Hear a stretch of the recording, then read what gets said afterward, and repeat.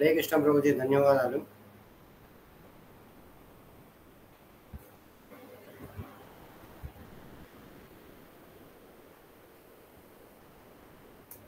మనము నిన్న ఎంతవరకు చర్చించామంటే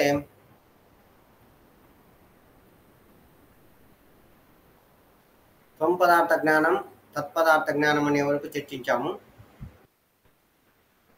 ఈరోజు మరి త్వం పదార్థము తత్పదార్థం అయిన తర్వాత ఐక్య జ్ఞానం అనేది వస్తుంది. దాని ద్వారా ఆయన నిరాకార బ్రహ్మలో లీనమవుతారు.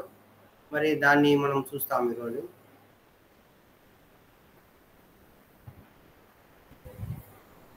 ఇదంతా మనం కర్మి ఎలా జ్ఞాని సాంగత్యంలోనికి వచ్చారు, తర్వాత అంతఃకరణ శుద్ధి అంటే ఏమిటి, ఆయన జ్ఞాన మార్గంలోనికి ప్రవేశం చెందాడు, మరి ఇవన్నీ కూడా మనము చర్చ అనేది చేశాం నిన్న.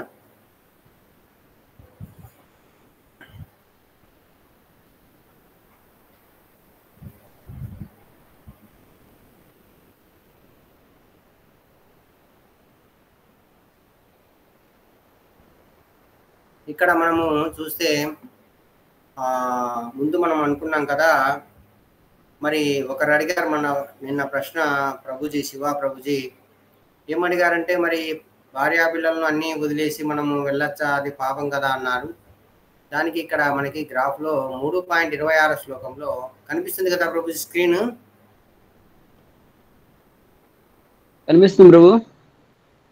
3.26లో మనకి నబుద్ధి వేదం జనయేదజ్ఞానం కర్మ సంజ్ఞానం జోషయే సర్వకర్మాని విద్వాన్యుక్త సమాచార అనేటువంటి శ్లోకంలో ఏం చెప్తారంటే, అయ్యా, ఈ భౌతికమైనటువంటి కర్మలు చేసే వారి దగ్గరికి వెళ్ళి, వాళ్ళు ఎందుకంటే ఆ కర్మలు వాళ్ళు ఇష్టంగా చేస్తూ ఉంటారు కాబట్టి నువ్వు వాళ్ళ దగ్గరికి వెళ్ళి నువ్వు కర్మ మానేవేయవయ్యా, జ్ఞాన మార్గంలోనికి రా అని మనం అలా చెప్పకూడదు. అలా విద్వాంసుడైనటువంటి వారిని ఆ కర్మ చేసుకునే వాళ్ళని కలత పెట్టకూడదు. అలా కలత పెట్టకుండా ఆయన వివిధ కర్మలలో నెలకొల్పి నిష్కామ కర్మయోగంలో నెలకొల్పాలి. తద్వారా ఆయన పూర్తిగా నిష్కామ కర్మయోగంలో సఫలీకృతుడైన తర్వాత జ్ఞానయోగంలోకి రావాలి అని చెప్తారు. అలాగే మనకు ఇంకొక శ్లోకంలో ఏం చెప్తారంటే, కేవలము కర్మలన్నీ వదిలేయడం వల్ల మనము పరిపూర్ణత్వాన్ని సాధించినట్లు కానీ, సన్యాసము స్వీకరించడం వల్ల కేవలము ఈ యొక్క పరిపూర్ణం రాకుండా సన్యాసం అనేది స్వీకరించడం వల్ల మరి మనము పరిపూర్ణమైనటువంటి సిద్ధిని సాధించిన వారము కాము అని మనకు కర్మేంద్రియాన్ని సంయామ్యాయ ఆస్తే మనసా స్మరాన్ ఇంద్రియార్థాన్ విమూఢ మిథ్యాచారస ఉచ్యతే. దీనికి ముందు శ్లోకంలో మనం ఇందాక చెప్తారు. తర్వాత ఈ శ్లోకంలో మనకి 3.6 ఈ శ్లోకంలో ఏం చెప్తారంటే, అయ్యా, మరి ఎవరైతే ఈ యొక్క కర్మలను త్యజించినట్లు నటించే వాళ్ళు, అంటే ఆయన మనసులో ఇంద్రియాల గురించి ఇంకా ఆయనకి ఆశ కోరికలు ఉన్నాయి, కానీ పైకేమో కర్మలను నేను వదిలేశాను అనేటువంటిది ఆయన నటిస్తున్నాడు. కానీ మనసులో ఇంద్రియాలను భోగించాలనే కోరిక ఉంది, పైకేమో కర్మలను నేను వదిలేశాను అనేటువంటి భావనలో అందరికీ చూపుతున్నారు. కాబట్టి మనసులో బద్ధజీవుడికి ఇంద్రియాలను నిగ్రహించినను మనసులో ఆ యొక్క ఇంద్రియార్థములను ధ్యానించువాడు నిఖముగా మిథ్యాచారుడు. ఇతన్నే మనం జగద్వంచకుడు లేదా మిథ్యాచారుడు అని అంటాం. ఈ విధంగా జగత్తును మోసం చేసేవాడని మనం అంటాం. ఈ విధంగా మనం జ్ఞాన మార్గాన్ని మనం చర్చ అనేది చేస్తున్నాం కాబట్టి ఇది మనం ముందుగానే చెప్పాము. ఏమిటంటే మనము 6 పాయింట్లు చెప్పాము. కర్మి అనేటువంటి వాడు ముందుగా అతడు తన కర్మలను చేస్తాడు, తానే భోగిస్తాడు. తర్వాత అతడు కర్మఫలాలను భగవంతునికి దేవతలకు సమర్పిస్తారు, మళ్ళీ కోరికలు కోరుతారు. ఇలా మొత్తం మనం 6 పాయింట్లు అనేది చెప్పుకున్నాము. ఆ 6 పాయింట్లే మనకి ఇక్కడ చెప్తున్నారు. ఇవి అన్నమాట మనం చెప్పుకున్నటివి. కర్మ చేస్తారు, మరి ఆ ఫలితాలను తామే భోగిస్తారు, వారిని సకామ కర్మలు అంటాము. దేవతలకు సమర్పిస్తారు, వరాన్ని కోరుకుంటారు. కొంతమంది దేవతలకు సమర్పించి వరాన్ని కోరుకోరు. మరి కొంతమంది దేవతలకు సమర్పించి వరాన్ని కోరుకుంటారు. దేవతలు ఏదైనా ఇచ్చినప్పుడు తిరిగి వాటిని దేవతలకు సమర్పించకుంటే వాళ్ళని దొంగ అంటామని తెలుసుకున్నాము. కొంతమంది విష్ణువుకు సమర్పిస్తారు, విష్ణువు నుంచి వరాలు కోరుతారు. మరి కొంతమంది విష్ణువుకు సమర్పించి వరాలను కూడా కోరడం. ఇలా మనం అక్కడ కొన్ని విషయాలు అనేది చర్చ అనేది చేశాము. అవే అన్నమాట ఇవన్నీ అవే ఇవన్నీ కూడా అవే అన్నమాట. ఆ విధంగా మరి విష్ణువుకు ఇక్కడ చూడండి, భగవంతుని కల్పించి భౌతిక ఫలాలను ఆశించేవాడు, వానికంటే మెరుగైన వాడు ఏమిటంటే భగవంతుని కల్పిస్తాడు, అంటే విష్ణువు కల్పిస్తాడు, ప్రతిఫలాన్ని ఆశించడు. వానికంటే మెరుగైన వాడు ఎటువంటి భౌతిక సుఖాలు ఆశించకుండా శాశ్వత వైకుంఠాలను కోరేవాడు. వీడు చాలా ఉన్నతమైన వాడు. వీడి గురించి మళ్ళా మనం చెప్తాము, అప్పుడు చెప్తే మనకు అర్థమవుతుంది. మనం రాసింది ఇంతవరకే, దీని గురించి మళ్ళీ మనం వివరిస్తాం. ఈ విధంగా మరి ఇది మనకు సాధారణ వర్ణాశ్రమ ధర్మ విధానంలోనే ఉన్నటువంటి వారు. వీళ్ళు మనకు 7.16లో వస్తారు. వీళ్ళ గురించి సపరేట్ గ్రాఫ్ వేసి మనం వివరిస్తాం అన్నమాట. ఈ విధంగా మరి భగవంతునికి అర్పించి భౌతికంగా ఏమీ ఆశించకుండా ఆయన ప్రీతి కోసము, కృష్ణ ప్రేమ కోసము ఈ విధంగా కొన్ని అర్పించే వాళ్ళు ఉంటారు. వాళ్ళు శుద్ధ భక్తి చేసే వాళ్ళు అవుతారు. మరి ఆ శుద్ధ భక్తి అనేది మనం చెప్పుకున్నప్పుడు దీన్ని మనం ఎక్స్ప్లెయిన్ చేస్తాము. కాబట్టి ఇప్పుడు మనం ఏం చేయాలంటే, ఈ యొక్క నిన్న చర్చించుకున్నాము త్వం పదార్థము, తత్పదార్థము, ఐక్య జ్ఞానం అని. వాటి గురించి మనం ఇప్పుడు చర్చ చేయాలి. ఆల్రెడీ మనం చేశాము, మీకు చెప్పాము, కానీ ఇప్పుడు మళ్ళీ మనకు ఇక్కడ చెప్తున్నాం. మనము జ్ఞాన మార్గంలోకి ఎంటర్ కావాలి అంటే అంతఃకరణ శుద్ధి పొందాలి అన్నాము. ఇక్కడ మనం గీశామని. అదే మనకు ఇక్కడంతా వస్తుందన్నమాట. మనం ముందు చెప్పుకున్నాము, ఏదైతే నిష్కామ కర్మయోగం చేసి అంతఃకరణ శుద్ధి పొందిన తర్వాత ఆయన నేను ఆత్మ అనేటువంటి అనుభూతిని అనేది పొందుతాడు. దాన్నే మనం త్వం పదార్థ జ్ఞానం అన్నాము. ఇది మనకు నిష్కామ కర్మయోగం చేయడం వల్ల కలుగుతుంది అంటున్నారు. ఇదంతా మనం చెప్పాము, మళ్ళీ మీకు రిపీట్ చేస్తున్నాము దీంట్లో ఉండేది. మరి తత్పదార్థ జ్ఞానం అంటే ఏమిటంటే చూడండి, ఆయన సంపూర్ణమైనటువంటి సత్యము అనేది నిరాకార బ్రహ్మమని ఆయన అనుకుంటాడు. అనుకొని ఈ జ్ఞాన గురువు, మనం ఏమన్నాము, తత్వదర్శి అయినటువంటి గురువు అన్నాము. అంటే తత్వదర్శి అంటే జ్ఞాన మార్గములకు సంబంధించిన దానిలో తత్వాన్ని తెలిసినటువంటి గురువు అన్నమాట. ఆయన మార్గదర్శకంలో జ్ఞాన సాధనాలను అభ్యసించడం మరియు ఉపనిషత్తుల నుండి బ్రహ్మం గురించి అధ్యయనం చేయడం ద్వారా యుక్తి మరియు శాస్త్రాల రెండింటిని సహాయం తీసుకొని మనకి బ్రహ్మం గురించి ఆయన తెలుసుకుంటాడు అని మనం చెప్పుకున్నాము. ఇప్పుడు మనం ఐక్య జ్ఞానాన్ని గురించి చర్చ చేయాలి. ఈ ఐక్య జ్ఞానం ద్వారా ఆయన నేరుగా ఇక నిరాకార బ్రహ్మలో లీనమవుతాడు. మనకి ఇక్కడ విపులంగా మళ్ళీ వివరించారు. చూడండి, మనం ఇదంతా చర్చించాము. మొదట కర్మి అనేటువంటి వాడు జ్ఞాని సాంగత్యాన్ని పొందుతాడు. మరి ఆ కర్మి అవిద్య, కర్మ, సూక్ష్మ, స్థూల శరీరాలతో ఉంటాడు. మొదటగా అతను తన స్వల్ప భక్తితో పాటు నిష్కామ కర్మయోగాన్ని చేస్తాడు. జ్ఞానులతో సాంగత్యంలోనికి వచ్చి కర్మిలు నిష్కామ కర్మయోగం చేస్తారు. మనం అన్నాం, జ్ఞాని వచ్చి కర్మి దగ్గరికి, అయ్యా నువ్వు నిష్కామ కర్మయోగం చెయ్యి అని చెప్తారు. మరి నిష్కామ కర్మయోగంలో ఒకరు కర్మ చేయాలి, కానీ కర్మ ఫలాలను ఆశించకూడదు. అదనంగా కర్మ చేసేటప్పుడు మనకు సుఖాలు దుఃఖాలు అన్నీ వస్తాయి, అవన్నీ భరించాలి. తర్వాత ఇదంతా మనం చర్చ చేశాము. సుఖ దుఃఖాలు మనసులో ఏర్పడతాయి.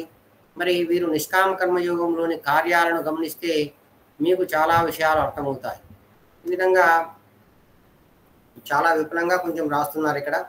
మీరు మీ ప్రత్యేకమైన బ్రాహ్మణ, క్షత్రియ, గృహిణి ధర్మాన్ని చేసేటప్పుడు మనం ముందు చెప్పుకున్నాము, బ్రాహ్మణ, క్షత్రియ, వైశ్య, శూద్ర వాళ్ళ యొక్క వర్ణాశ్రమ ధర్మంలోని విద్యుక్త ధర్మాలను నిర్వర్తించేటప్పుడు వాళ్ళకు సుఖ దుఃఖాలు అనేటివి కలుగుతాయని మనం చెప్పుకున్నాము. మరి వాటన్నిటిని భరించాలి అనేటువంటి విషయాన్ని కూడా మనం చెప్పుకున్నాము. దుఃఖము లేదా అధిక సుఖము కారణముగా మరి మీ పనిని ఆపకూడదు నాయన, అలాగానే చేసుకొని వెళ్ళాలి అని మనకు 2.15వ శ్లోకంలో ఎంహీన విదయంతేతే సో అమృతత్వాయ కల్పతే అని మనము అది కూడా రాశాము. ఇక్కడ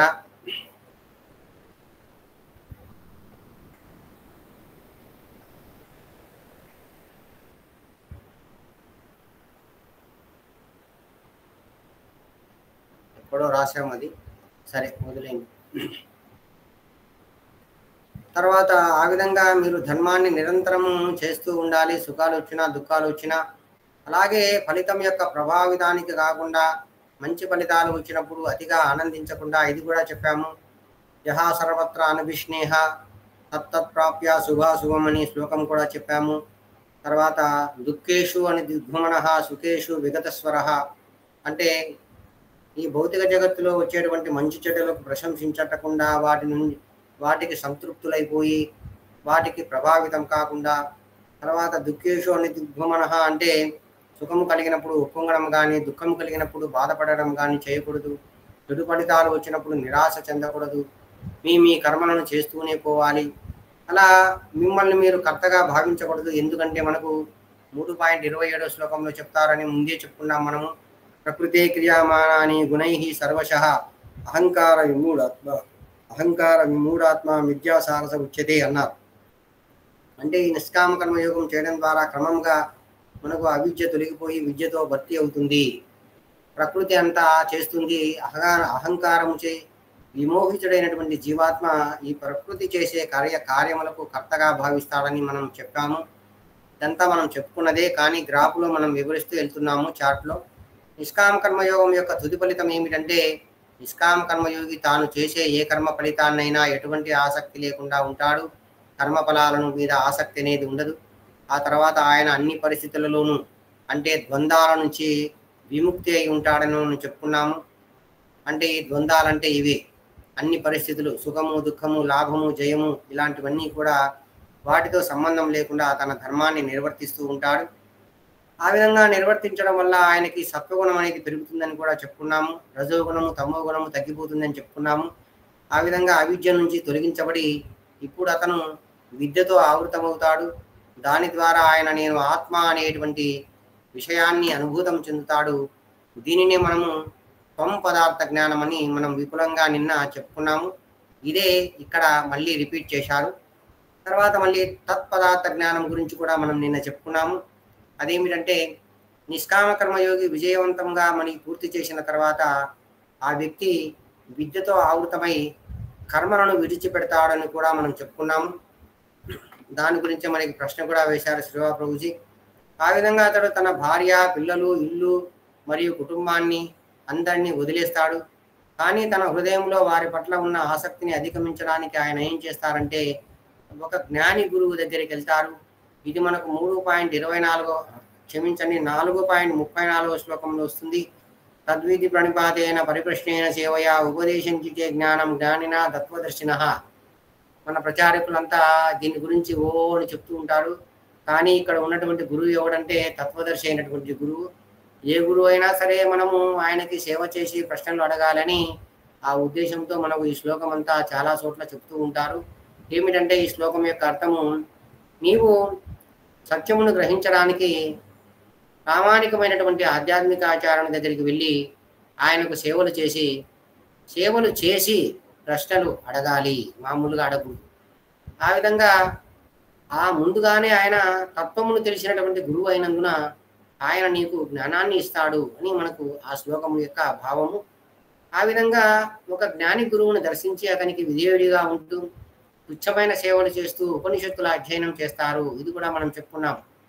జ్ఞాన మార్గంలోనికి ఎంటర్ అయిన తర్వాత ఆయన మనకు ఉపనిషత్తుల అధ్యయనం చేస్తారు. ఇక్కడ చెప్పుకున్నాం చూడండి. జ్ఞాన మార్గంలోనికి వచ్చిన తర్వాత కర్మను వదిలివేయవచ్చు, అది కూడా చెప్పుకున్నాము. తర్వాత జ్ఞాన మార్గంలోనికి వచ్చిన తర్వాత ఆయన ఉపనిషత్తుల అధ్యయనం చేస్తారని ఇక్కడ మనం గ్రాఫ్లో గీశాము.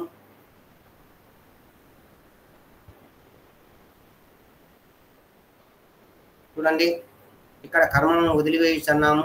తర్వాత మరి ఒక తత్పదార్థ జ్ఞానంలోనికి వచ్చిన తర్వాత ఆయన ఉపనిషత్తుల అధ్యయనం అనేది చేస్తారు అని కూడా మనము చెప్పుకున్నాము.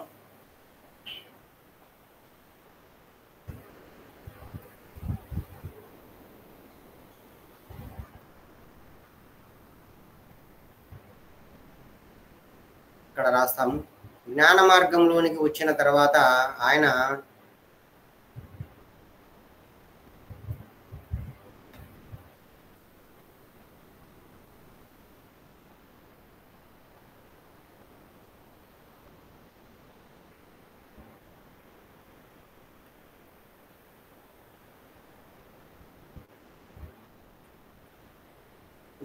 ఇది ఎలా చేస్తాడంటే ఒక తత్వదర్శి అయినటువంటి గురువును ఆశ్రయించి చేస్తారు అన్నమాట. ఒక తత్వదర్శి అయిన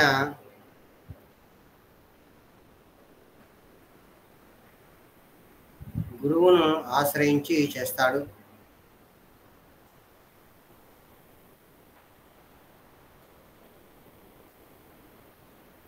ఇక్కడ మనం అన్నీ రాశాం చూడండి. నిరాకార బ్రహ్మం ఏదైతే ఉందో దాన్ని తెలుసుకోవడానికి జ్ఞాని తత్వదర్శి అయిన గురువు దగ్గరికి వెళ్తాడు. ఉపనిషత్తులు అనే వాటిని గురువు గారి దగ్గర నుంచి అధ్యయనం చేస్తారు. ఉపనిషత్తులలో ఈ జ్ఞానులు భగవంతుని యొక్క నిరాకార భావన వర్ణనను తీసుకుంటారు. కొన్ని కఠినమైన నియమ నిబంధనలు పాటిస్తారని కూడా మనం చెప్పుకున్నాము. ఈ విధంగా మరి ఆయన అంతేకాకుండా ఇది మనకు కీలకమైనటువంటి శ్లోకాలు అన్నమాట. ఐక్య జ్ఞానం అనే దాంట్లో ఈ శ్లోకాలు మనకు బాగా ఉపయోగపడతాయి. 13వ అధ్యాయంలో మనకు 8 నుంచి 12 శ్లోకాలు ఉన్నాయి. ఈ శ్లోకాలు మనకు వీటి యొక్క ఉపయోగం ఏమిటంటే ఆ జ్ఞాన మార్గంలో ఉన్నటువంటి వ్యక్తి వీటన్నిటినీ ఆచరిస్తాడు. ఏమి ఆచరిస్తాడంటే ఇక్కడ రాశారు చూడండి. వినమ్రత, గర్వరాహిత్యము, అహింస, సహనము, సరళత్వము, ప్రామాణిక ఆధ్యాత్మికాచారాన్ని సేవించడము, శౌచము, స్థిరత్వము, ఆత్మనిగ్రహము, తర్వాత ఇంద్రియార్థముల పరిత్యాగము, అహంకార రాహిత్యము, జన్మము మృత్యువు మరియు వ్యాధుల నుండి, ముసలితనము నుండి వాటి యొక్క దోషాలను గుర్తించడము, అనాసక్తి, సంతానము, భార్య, గృహము వంటి బంధువుల నుంచి విముక్తి, సుఖదుఖములలో సమభావము, సదా నా పట్ల, ఇది చాలా చాలా ఇంపార్టెంట్ అన్నమాట. ఇది సదా నా పట్ల అనన్యమైన భక్తి అనేది మనకు ఐక్య జ్ఞానంలో ఈ జ్ఞానులు అనేటువంటి వారు కూడా కొంచెం భక్తి చేసి ఆ విధంగా భక్తితో వాళ్ళు ఐక్య జ్ఞానంలో ఆ యొక్క నిరాకార బ్రహ్మలో లీనమవుతారు. దానికోసమే ఇది సదా నా పట్ల అనన్యమైన భక్తి అని భగవంతుడు చెప్తారు. ఇది మనం ఐక్య జ్ఞానం చెప్పేటప్పుడు మళ్ళీ చెప్తాము.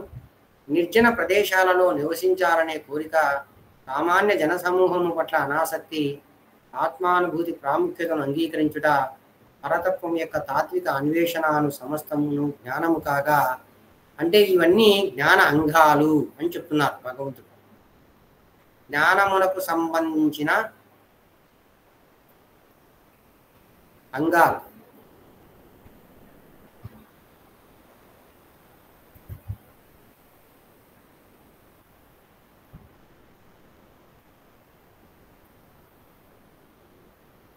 కానీ ఈ సదా అనన్యమైన భక్తి అనేటువంటిది ఒక్కటే జ్ఞానమునకు సంబంధించినటువంటిది కాదు. అది భక్తికి సంబంధించినటువంటిది. దాని గురించి కూడా మనం ఇప్పుడు చూస్తాము. ఇదొక్కటి సదా నా పట్ల అనన్యమైన భక్తి అనేది మాత్రం అది భక్తి అంగము. అది ఇక్కడికి ఎందుకు వచ్చింది అనేది మనము ఇప్పుడు చూస్తాము త్వరలోనే. ఈ విధంగా మనకు ఇక్కడ ఉంది ఏమిటంటే మయి చానన్య యోగేన భక్తి యోగేన, ఇక్కడ ఉంది చూడండి.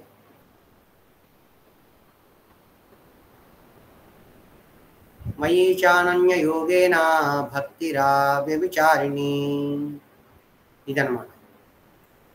ఇవన్నీ కూడా జ్ఞానాంగాలు. ఏమిటంటే అమానిత్వం, అదంబిత్వం, అహింస, శాంతిరార్జవం, ఆచార్యోపాసనం, శౌచం, స్థైర్యమాత్మ వినిగ్రహం, ఇంద్రియార్థేషు వైరాగ్య, మనహంకార ఏవ చ, జన్మ మృత్యుజరా వ్యాధి దుఃఖ దోషానుదర్శనం, ఆసక్తి అనవిశ్వజ్ఞః పుత్రధారా గృహాదిషు, నిత్యం చ సమచిత్తత్వం, నిష్ఠా అనిష్టోపపత్తిషు. ఇది భక్తికి సంబంధించినటువంటిది అన్నమాట. ఇది భక్తి అంగం. మయి చానన్య యోగేన భక్తిరా వ్యభిచారిణి, వివిక్త దేశాశే విక్తం అరతేభ్యన సంశది, ఆధ్యాత్మిక జ్ఞాన నిత్యత్వం తత్వజ్ఞానాత్వదర్శనం, ఏతజ్ఞానమితి ప్రోక్తమ జ్ఞానం యతదో అన్యదా. ఈ మిగతావన్నీ కూడా జ్ఞానాంగాలు అని మనం గమనించాలి. ఈ విధంగా చూడండి ఇక్కడ రాశారు. దీనితో పాటు అతడు అమానిత్వం, అదంబిత్వం, అహింస, శాంతిరార్జవం మనకు ఇప్పుడు చదివినటువంటి శ్లోకాలు. ఈ శ్లోకాలలో ఉన్నటువంటి జ్ఞాన సాధనాలు అన్నారు. ఇవన్నీ కూడా జ్ఞానయోగంలో మనకి మనకి ఉపాసన చేసేటువంటి సాధనాలన్నీ ఆయన పాటిస్తాడు. ఆ విధంగా ఆయన అతని మనస్సు అనేది శుద్ధి చేసుకొని జ్ఞాన సాధనాల ద్వారా అతడు తన విద్యను లేదా సత్వగుణాన్ని పెంచుకుంటాడు.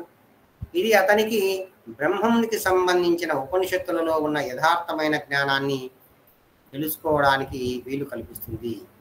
ఏదైతే ఆయన ఈ 13వ అధ్యాయము 8 నుంచి 12వ శ్లోకంలో ఉన్నటువంటి 13వ అధ్యాయము 8 నుంచి 12 శ్లోకాలలో ఉన్న జ్ఞాన అంగాలను సాధన చేయడం వల్ల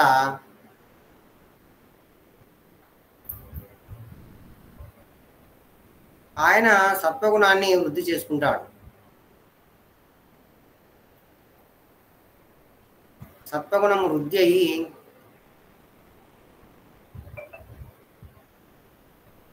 అప్పుడు ఏమవుతుందంటే ఆ సత్వగుణం వృద్ధి అయిన తర్వాత ఆయనకు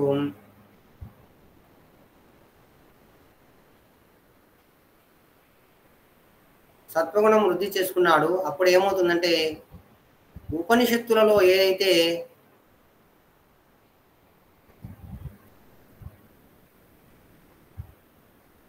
బ్రహ్మమునకు సంబంధించిన జ్ఞానం ఉందో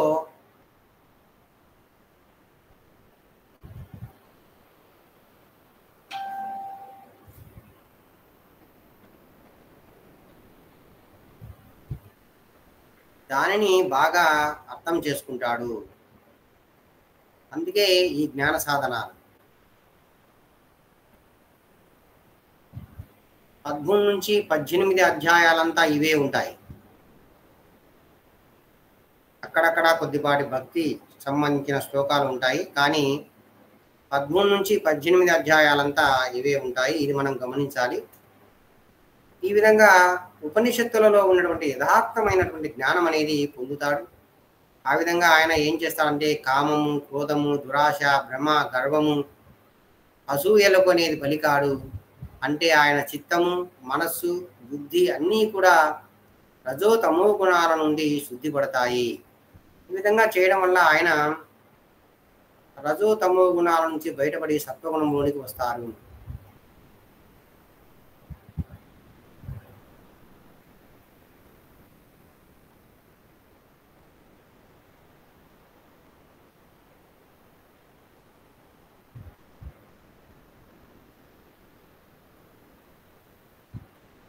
ఒకరు ఈ జ్ఞాన సాధనాలను మనకు చాలా మంది పొరపడుతుంటారు. మన ఇస్కాన్లో ఈ 8 నుంచి 12 శ్లోకాలలో ఉన్నటువంటి జ్ఞాన అంగాలను మనం పాటిస్తే భక్తిలోనికి వస్తాము అని చెప్తుంటారు.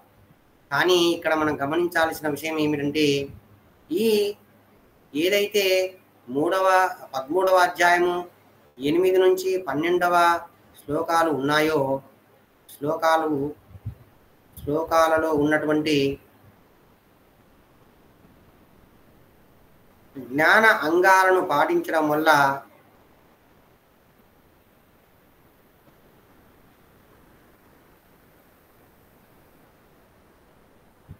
భక్తి రాదు. కేవలము సత్వగుణము మాత్రమే వస్తుంది. ఇది ఇంపార్టెంట్ అయిన పాయింట్. మరి ఎందుకయ్యా అక్కడ ఏమని చెప్పారు? మయీ చానన్య యోగేన భక్తిరా వ్యభిచారిణి అన్నారు మధ్యలో. అంటే అది ఈ యొక్క జ్ఞాని అనేటువంటి వాడు కొద్దిపాటి భక్తి చేస్తే తప్ప నిరాకార బ్రహ్మంలో లీనం కాడు. దానికోసమే మరి చెప్తున్నారు అంతే తప్ప ఆ యొక్క సాధనాలను ఉపయోగించడం వల్ల మరి ఆయనకి భక్తి అనేది రాదు. ఇది మనము గమనించాల్సినటువంటి విషయం. అందరికీ అర్థమైందా ప్రభుజీ? మరి మనకు జ్ఞాన సాధనాలు కూడా ఇక్కడ ప్రభుజీ బాగా ఇచ్చారు. చూడండి, అమానిత్వం, విద్యాగర్వం లేకుండా ఉండడము అంటే అతడు అవమానించబడినా లేదా విమర్శించబడినా అతడు నిరాశకు చెందడు, లేదా ప్రశంసించినప్పుడు అతడు సంతోషం చెందడు. ఇవన్నీ మనకు 1 నుంచి 6 అధ్యాయాల్లో కూడా మనకు వస్తాయి. అధంబిత్వం అంటే గర్వరాహిత్యంగా ఉంటాడు. అహింస హింసను త్యజించడము, అన్ని జీవుల పట్ల దయను చూపడము, కోపాన్ని త్యజించడము. చూడండి, ఇవన్నీ పాటించడం వల్ల భక్తి రాదు, కేవలము సత్వగుణమే వస్తుంది. ఇది చాలా ముఖ్యమైన పాయింట్. కానీ కొంతమంది మన వాళ్ళు చెప్తుంటారు ఇవన్నీ పాటిస్తే భక్తి వస్తుందని. భక్తి అనేది ఒక శుద్ధ భక్తుడు ఇవ్వాలి. కేవలము శ్రవణ కీర్తన రూప భక్తి అనే దాన్ని మాత్రము చేస్తేనే మనకు భక్తి వస్తుంది. తర్వాత సహనాన్ని కలిగి ఉంటాడు, లోపల వెలుపల స్వచ్ఛంగా శుభ్రంగా ఉంటాడు. భార్యాపుత్రులు ఇంటి పట్ల ఆసక్తి భౌతిక దుఃఖాలకు మరి కారణమని అర్థం చేసుకుంటాడు. భార్యాపుత్రుల పట్ల ఆసక్తి ఉంటే భౌతికమైన దుఃఖాలు నాకు వస్తాయని అనుకుంటారు. దీని ద్వారా వీటన్నిటికీ ఆయన అనాసక్తంగా ఉంటారు. ఒకవేళ ఇల్లు వాకిలి వదిలిపెట్టి వెళ్ళకపోయినా అంటి అడ్డనట్లుగా ఆ సంసారం అనేది చేస్తూ ఉంటాడు. ఇదంతా జ్ఞానులకు, మనకు కాదు, భక్తి చేసేను కాదు. ఇది ఇక్కడ మనకు మళ్ళీ ఇంపార్టెంట్ అన్నమాట. మనం చెప్తున్నాము ప్రతిసారి. ఇది శ్రవణ కీర్తన రూపాది భక్తి చేస్తారు. ఇది ఎందుకు చేస్తాడు ఈ లైన్ ఎందుకు వచ్చింది, మరి జ్ఞానాంగాల్లో ఈ లైన్ ఎందుకు వచ్చిందంటే, ఈ భక్తి సహాయము లేనిదే ఈ నిరాకార బ్రహ్మలో కూడా లీనము కారు అని చెప్పడానికే భగవంతుడు చెప్తున్నారు. మనము భగవద్గీత ఇంట్రడక్షన్లో చెప్పుకున్నాం, ఈ కర్మయోగానికి జ్ఞానయోగానికి భక్తి ఉభయ సంజీవిని అన్నాం.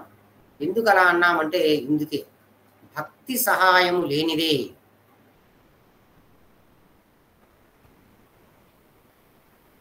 ఇటు నిష్కామ కర్మయోగము కానీ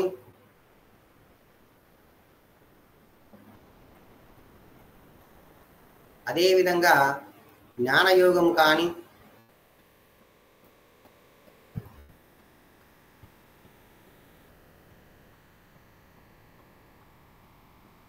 ఫలితాలను ఇవ్వవు. అంటే అసలు భక్తి లేకుండా అవి స్వతంత్రంగా ఫలితాలను ఇవ్వవు.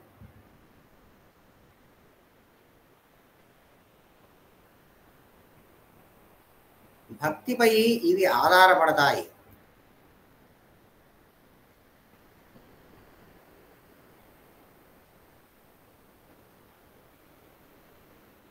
కానీ భక్తి అనేది వీటిపై ఆధారపడదు.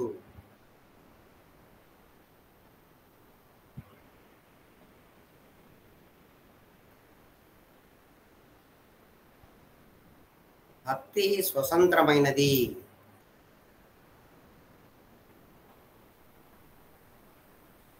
ఇవన్నీ మనము 7 నుంచి 9 అధ్యాయాలు చదివినప్పుడు విపులంగా వస్తాయి. మళ్ళీ అక్కడ మనం చర్చ చేస్తాము. మరి అందుకే భగవంతుడు ఇక్కడ దీన్ని జోడించారు. ఇది భక్తి అంగము, ఇది వచ్చేసి భక్తి అంగము. ఎందుకు ఈ భక్తి అంగమును జ్ఞానాంగాల్లో చొప్పించారు భగవంతుడు అంటే, ఈ శ్రవణ కీర్తన రూపాది చేయకపోతే వీడు నిరాకార బ్రహ్మలో లీనం కాడు. అది మనం ఇప్పుడు చూస్తాము. ఈ విధంగా మరి వేదాలలో ఇవ్వబడినటువంటి బ్రహ్మ జ్ఞానాన్ని అధ్యయనం చేస్తారు. ఈ విధంగా మరి ఇక్కడ చెప్తున్నారు, జ్ఞాన సాధనాలలో భక్తిని కూడా చేర్చబడిందని గమనించండి. ఇక్కడ భక్తి అంగాన్ని చేర్చారు. ఇవన్నీ చేయడం ద్వారా అతడు రజోతమో గుణ ప్రభావాల నుండి విముక్తి పొందుతాడు. దాని ద్వారా అతడు కామము, క్రోధము, దురాశ, భ్రమ, గర్వము మరియు అసూయలకు బలికాడు. అంటే అతని చిత్తము, మనసు, బుద్ధి అన్నీ కూడా ఇప్పుడు శుద్ధి చేయబడ్డాయి. ఆ విధంగా అతడు అవిద్యను పూర్తిగా తొలగించుకుని విద్యలో ఉంటాడు. ఈ విద్యలో ఉండి ఉపనిషత్తుల అధ్యయనం చేయడం వల్ల అతడు అవేద జ్ఞానాన్ని పొందుతాడు. అంటే అవేద జ్ఞానం అంటే ఇక్కడ ఏంటి అంటే, మనం ముందే చెప్పుకున్నాము, ఆయన దేన్ని చూసినా సమానంగా చూస్తాడు. అంతా మనకు ఎవరో మ్యూట్ చేయండి ప్రభుజీ. ఆయన అంతా మనకు సమానంగా చూస్తాడనమాట. అంటే ఎటు చూసినా కూడా ఆయన అంతా కూడా బ్రహ్మాన్నే చూస్తాడు. అంతా బ్రహ్మాన్నే చూస్తాడు.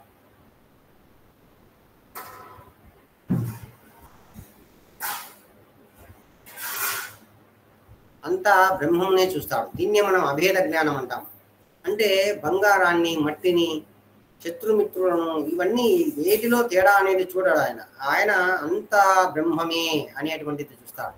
ఆ విధంగా ప్రతిదీ బ్రహ్మమే, సర్వం కల్విదం బ్రహ్మ, ఇది వేదములలో ఉంటుంది. అంటే ఎటు చూసినా బ్రహ్మమే ఉంటుంది అని అని ఆయన అలా ఉపనిషత్తులు అధ్యయనం చేయడం వల్ల ఆ యొక్క 13.8 నుంచి 12 శ్లోకాలలో ఉన్నటువంటి జ్ఞానాంగాలను సాధన చేయడం వల్ల, అంటే ఇవి ఆయన మనం ఇప్పుడే చర్చ చేశాము, ఇవన్నీ సాధన చేయడం వల్ల ఆయనకు మరి సత్వగుణంలోనికి వచ్చి అవిద్య తొలగిపోయి విద్య అనేది అవసరమవుతుంది. కాబట్టి ఇక అలాంటి వ్యక్తికి జ్ఞానము అనేది ఇంకా అవసరం లేదు. ఎందుకంటే ఇంకా ఆయన అన్నీ తెలుసుకున్నారు. తెలుసుకుని ఈ జ్ఞానాన్ని కూడా వదిలిపెట్టాలి అనుకుంటారు. ఇదే మనకు ఎక్కడ వస్తుందంటే శ్లోకము 2వ అధ్యాయము మనకు ఎక్కడ వస్తుందంటే శ్రోతవ్యస్య సుతస్య చ అనేటువంటి లాస్ట్ లైను, ముందు లైన్ నాకు ఇప్పుడు సడన్గా రావడం లేదు. నా వీక్నెస్ ఏంటంటే చెప్పేటప్పుడు మతికి రావు. అంటే ఇంకా నువ్వు తెలుసుకోవలసినది ఏమేమీ లేదు. నీవు ఎప్పుడైతే దట్టమైన మోహమైన అరణ్యము దాటుతావో అప్పుడు నీవు ఇక తెలుసుకోవలసినది అవసరం లేదు అనేటువంటి శ్లోకం మనకు అక్కడ వచ్చినప్పుడు ఇది వస్తుందన్నమాట. ఈ విధంగా మనము దీన్నంతా కూడా మనము ఇప్పుడు చెప్పుకునేదంతా మనము తత్పదార్థ జ్ఞానం అంటాము. ఇది మనం సూచాయిగా ముందు చెప్పాము. ఇప్పుడు మనము ఇంకా చివరి స్టేజ్ వచ్చేసింది. ఈ యొక్క నిరాకార బ్రహ్మంలో లీనమయ్యే దానికి స్టేజ్ వచ్చేసింది. ఈ స్టేజీని మనము చెప్పుకుంటూ గ్రాఫ్లో గీసుకుంటూ మనము దీన్ని ముగిస్తాము ఈరోజు. ఇప్పుడు ఐక్య జ్ఞానం లేదా బ్రహ్మప్రాప్తి. ఇంకా రెడీగా నిరాకార బ్రహ్మలో లీనం కావడానికి ఇంకా రెడీ అయిపోయినాడు. త్వంపదార్థ జ్ఞానం వచ్చేసింది, తత్పదార్థ జ్ఞానం వచ్చేసింది. నిరాకార బ్రహ్మలో లీనం కావడానికి ఇక రెడీగా ఉన్నారు. ఈ మనకు 2.54 శ్లోకం నుంచి వస్తాయి. స్థితప్రజ్ఞశ్యకా భాష సమాధిశ్య కేశవ స్థితజిహి కిం ప్రభాషేత కిమాశిత వ్రజితే కిం అని అర్జునుడు అడిగితే, ప్రజాహతీయదా కామాన్ సర్వాన్ పాప్త మనోగతాన్ అని శ్లోకాలను మొదలుపెట్టి ఆయన చివరి వరకు చెప్తారనమాట. ఈ విధంగా స్థితప్రజ్ఞ స్థితి అనేటువంటి స్థితిలో ఇవన్నీ జరుగుతాయి. ఈ విధంగా చూడండి, ఐక్య జ్ఞానం అంటే ఏమిటంటే, ఏదైతే తత్పదార్థ జ్ఞానాన్ని పొందాడో ఉపనిషత్తుల అధ్యయనం చేసి, ఆ విధంగా ఆయన ఇంద్రియ వస్తువుల వెంట పరిగెత్తుతున్నప్పుడు, మనస్సుకు కోరికలు మొదలగునవి లేనప్పుడు ఆయన విద్యను కూడా వదిలేస్తాడు. అంటే జ్ఞాన సాధనను ఇక ఆచరించడు. అప్పుడు భక్తిలో నిమగ్నమవుతాడు. ఇది ఏంటంటే ఇక్కడ చెప్తున్నారు ఏంటంటే, ఇక మనము మూడవది చివరిది ఐక్య జ్ఞానంలో ఆయన లీనం కావాలి.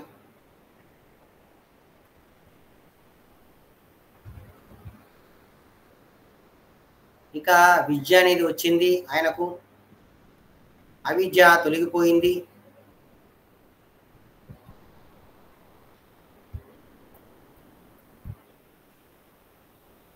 ఇప్పుడు ఏం చేస్తాడంటే ఆయన, మనం ఏదైతే ఇప్పుడు మనం చెప్పుకున్నాము ఈ యొక్క దీంట్లో ఏంటంటే, ఈ యొక్క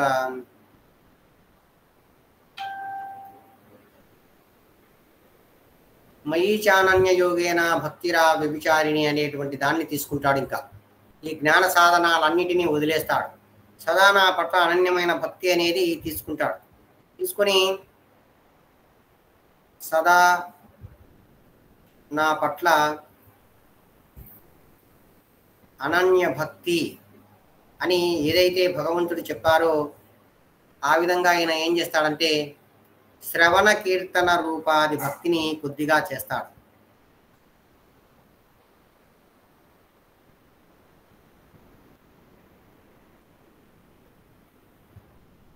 అంటే ఫుల్లుగా భక్తుడు చేసినట్లు చేయడు. ఆ విధంగా చేసి ఈయన ఏమనుకుంటాడంటే, ఏదైతే ఇప్పుడు దానా నేను ఉపనిషత్తులు అధ్యయనం చేశారు ఆయన ఎలా చేశారు? ఒక తత్వదర్శి గురువు దగ్గరికి వెళ్ళారు, తర్వాత ఉపనిషత్తుల అధ్యయనం చేశారు. అదేవిధంగా జ్ఞాన అంగాలు ఇప్పుడు ఏదైతే మనం చెప్పామో అవన్నీ కూడా పాటించి ఇప్పుడు పూర్తిగా విద్యను సంపాదించాడు. అవిద్య తొలగిపోయింది. నేను ఆత్మ అనేటువంటి అనుభూతి నిరాకార బ్రహ్మలో లీనం కావాలి అనేటువంటి జ్ఞానము, బ్రహ్మ గురించినటువంటి జ్ఞానము అన్నీ కూడా ఇప్పుడు వచ్చాయి. ఇప్పుడు విద్యతో ఆయన ఉన్నారు.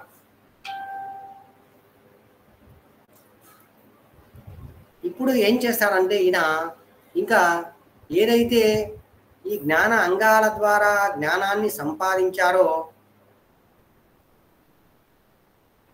జ్ఞానాంగాల ద్వారా, ఉపనిషత్తుల ద్వారా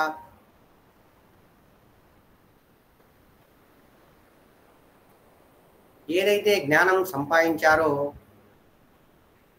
బ్రహ్మమును గురించినటువంటి జ్ఞానం సంపాదించారో,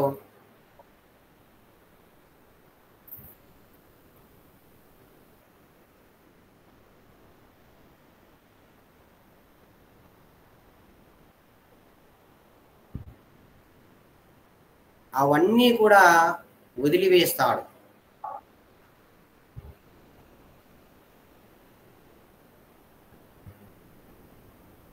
ఎందుకు అలా చేస్తాడంటే ఇంకా ఈయన ఏం చేయాలి? నిరాకార బ్రహ్మలో లీనం కావాలి. దానికోసం భగవంతుడు ఏం చెప్పాడు? శ్రవణ కీర్తన రూప భక్తి చేయాలన్నారు. అందుకోసం ఈయన ఇక్కడ ఏం చేస్తాడంటే ఇవన్నీ వదిలేసి కొద్దిపాటి భక్తి చేస్తాడు. శ్రవణ కీర్తన రూప భక్తి అనేది చేస్తారు.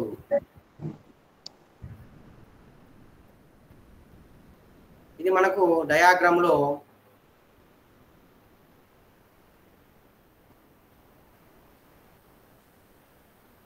ఏదైతే ఇక్కడ అన్ని మనకు వచ్చాయి, ఆయనకు వచ్చిన తర్వాత ఇక్కడ మనకు కనిపిస్తుంది కదా ప్రభుజీ? కనిపిస్తుంది ప్రభు. ఇక్కడ స్థితప్రజ్ఞ స్థితికి చేరతారు. మనం భగవద్గీతలో 2వ అధ్యాయంలో స్థితప్రజ్ఞ స్థితి అనేటువంటి దాన్ని బాగా చూస్తాము. ఈ స్థితప్రజ్ఞ స్థితిలో ఆయన ఏం చేస్తాడంటే ఇంద్రియాలను, మనస్సును పూర్తిగా నిగ్రహించుకుంటాడు. నిగ్రహించుకొని ఒకవేళ ఇక్కడ ఈ స్థితప్రజ్ఞ స్థితిలో పతనమైపోతే ఆయన మళ్ళీ నిష్కామ కర్మ యోగానికి రావాలి.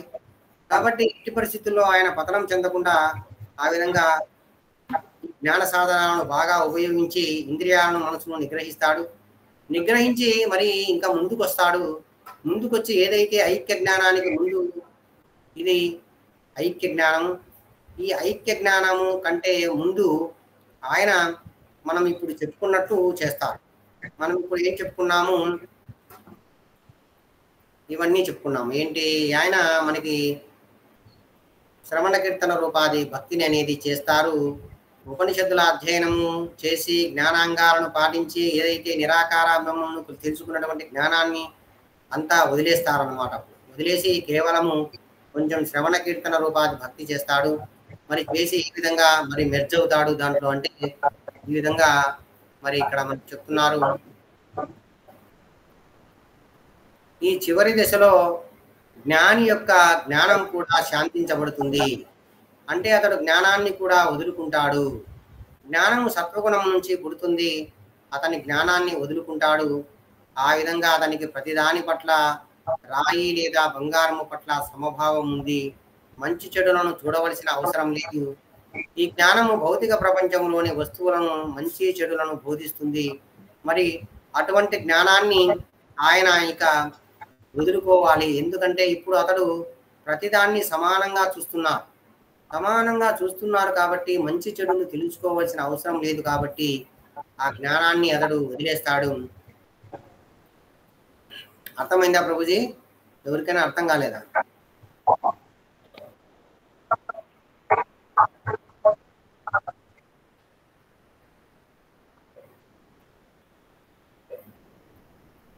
ప్రభుజీ ఎవరికన్నా అర్థం కాలేదా? ఎట్లా ప్రభుజీ? ఏదన్నా ఇది అర్థం అవుతుంది కదా? అర్థం అవుతుంది కదా? అర్థమైంది ప్రభు. ఎవరికైనా అర్థం కాలేదా? అర్థం అవుతుంది కదా? ఇది ఎందుకు ఆయన జ్ఞానాన్ని వదిలేస్తాడు అనేది అర్థమవుతుంది ప్రభుజీ. ఓకే మాతాజీ, మీరు మ్యూట్ అంటే పెట్టుకోండి మాతాజీ, వాళ్ళకి డిస్టర్బెన్స్ గా ఉందండి. ఇక్కడ మనకు ఉదాహరణ ఇస్తున్నారు, ఎగ్జాంపుల్ ఏంటంటే చిన్నపిల్లలకు నీరు మరియు నిప్పు మధ్య తేడా తెలియదు. వారు ఆ రెండిటిలోనూ తమ చేతిని పెడతారు. వారు అన్ని బాహ్య వస్తువులను సమానంగా చూస్తారు. చిన్నపిల్లలు ఏదైతే ఈ విధంగా నిప్పు మరియు నీటికి తేడా లేకుండా అన్నిటినీ సమానంగా చూస్తారో అట్లాంటి ఉదాహరణగా ఇక్కడ మనకి ఏం చెప్తున్నారు, ఈ జ్ఞాని అనే వారు ప్రతిదీ సమానంగా చూస్తారు. వేద జ్ఞానం అనేది ఆయన చూడడు. మనం ముందే చెప్పుకున్నాము, ఇవన్నీ కూడా రాయిని బంగారాన్ని అన్నీ చూస్తాడు సమానంగానే. అటువంటప్పుడు మరి జ్ఞానం మనకి ఏం చెప్తుందంటే ఏదైనా మంచి చెడు చెప్తుంది. ఇది చెడుది, ఇది మంచిది అని చెప్తుంది. ఈయన అన్ని సమానంగా చూస్తున్నాడు కాబట్టి మంచిదేదో చెడేదో చెప్పేటువంటి జ్ఞానం ఇక ఆయనకు అవసరం లేదు. ఎందుకంటే అతడు ప్రతిదీ సమానంగా చూస్తున్నారు. ఆ విధంగా సమానంగా చూస్తున్నారు, అంతా బ్రహ్మమే చూస్తున్నారు. ఆ విధంగా మరి చూస్తున్నాడు కాబట్టి ఈయన జ్ఞానాన్ని వదిలేసేదానికి అర్హుడు. మరి ఏదైనా ఒక వ్యక్తి బంగారానికి, మట్టికి, సుఖానికి, దుఃఖానికి ఇలా భేదాన్ని చూపారనుకోండి, ఇక్కడ మీరు బంగారము లేదా మలము చూస్తారు. మీకు జ్ఞానం ఏం చెప్తుంది అంటే, అయ్యా మీరు బంగారాన్ని తాకాలి, మలాన్ని తాకకూడదు అని చెప్తుంది. మీరు ఒకవేళ బంగారాన్ని, మలమును రెండిటిని ఒకేలా చూస్తే, మీరు బంగారాన్ని తాకాలి మరి మలమును తాకకూడదు అనే జ్ఞానం అవసరమా? లేదు అని ఇక్కడ మనకు ఒక ఉదాహరణ చూపుతున్నారు. అంటే ఇక్కడ ఏమిటంటే మంచి చెడు అనేటువంటిది తెలుసుకోవడానికి జ్ఞానం కావాలి. మరి మంచి చెడులను రెండిటిని ఈయన సమభావంతో చూస్తున్నాడు ఈ జ్ఞాని. కాబట్టి జ్ఞానం అనేది అవసరం లేదు. కాబట్టి ఆయన ఇప్పుడు జ్ఞానాన్ని వదిలేస్తాడు. మనము అపవిత్రమవుతుందనే జ్ఞానము మీకు అవసరం లేదు, సమానంగా చూస్తున్నారు కాబట్టి. ఎందుకంటే మీరు ఇకపై మలము మరియు బంగారాన్ని చూడడం లేదు, అంతా బ్రహ్మమే చూస్తున్నారు. ఈ దశ చేరుకోవడానికి చాలా కష్టము, ఇది సాధారణమైన స్థితి కాదు. మనము ఈ సమతా స్థితికి రాగలిగితే, అన్నిటినీ సమాన దృష్టితో చూడగలిగితే, ఈ విధంగా నిరాకార బ్రహ్మలో మనం ప్రయాణించగలము, లేకపోతే ప్రయాణించలేము. అలా అన్నిటినీ సమభావంతో చూసినప్పుడు మనకి జ్ఞానం అనేది అవసరం లేదు. ఇక్కడ జ్ఞానం అంటే విద్య. ఎందుకంటే ఆయన అప్పటికే అవిద్యను వదులుకున్నాడు. ఈ విధంగా ఆయన ఇక్కడ ఏమవుతుందంటే, ఇది బాగా కొంచెం వినండి. గతంలో ఆయనకు ఆ విద్యను అనేది పెంచుకుంటూ వస్తున్నాడు. ఏది జ్ఞానాంగాలను ఉపనిషత్తుల అధ్యయనం చేస్తూ అవిద్యను తగ్గించుకుంటూ విద్యను పెంచుకుంటూ వస్తున్నారు. దాని ద్వారా అతని మనస్సు, బుద్ధి, అహంకారాలు అన్నీ శుద్ధి చేయబడుతూ వస్తున్నాయి.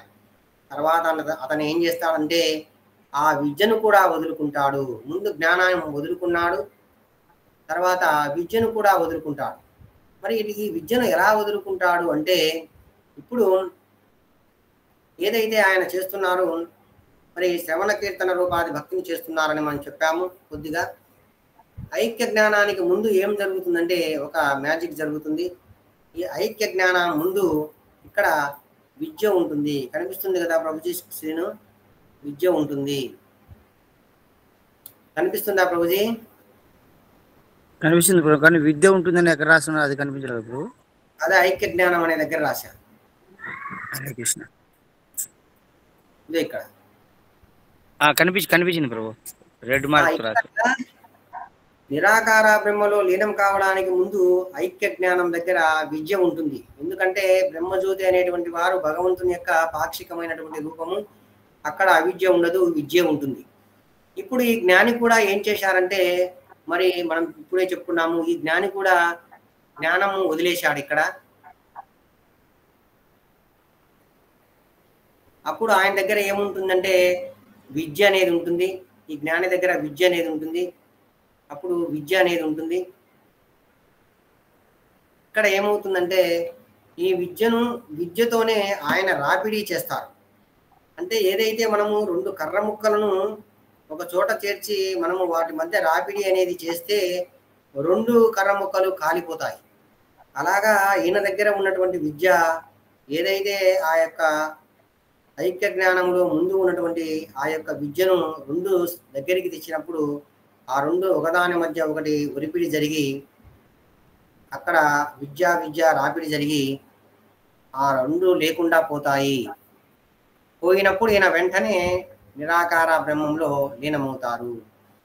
ఐక్య జ్ఞానానికి ముందు ఏమవుతుందంటే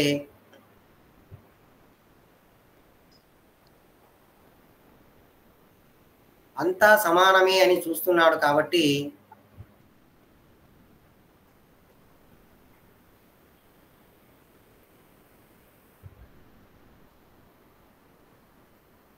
మంచి చెడు చెప్పేటువంటి జ్ఞానము తనకు అవసరం లేదు.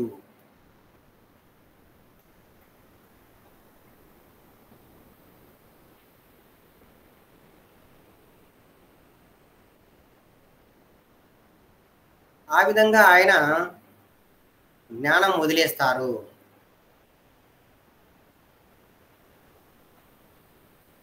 అంతేకాకుండా ఉపనిషత్తుల అధ్యయనము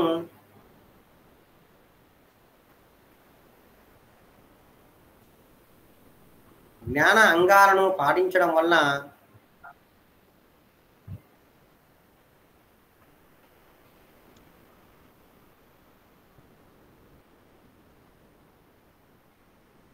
ఆయనకు అవిద్య పోయి క్రమముగా విద్య అనేది వస్తుంది.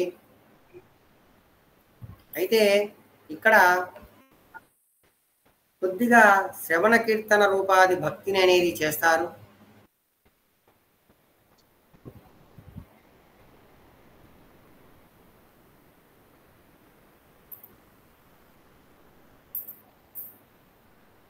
తన దగ్గర ఉన్నటువంటి విద్యను ఏదైతే ఐక్య జ్ఞానానికి ముందు ఉన్నటువంటి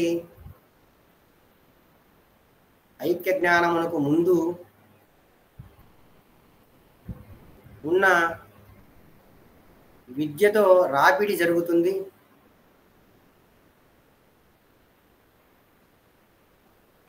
రెండు విద్యలు నశిస్తాయి. అప్పుడు ఆయన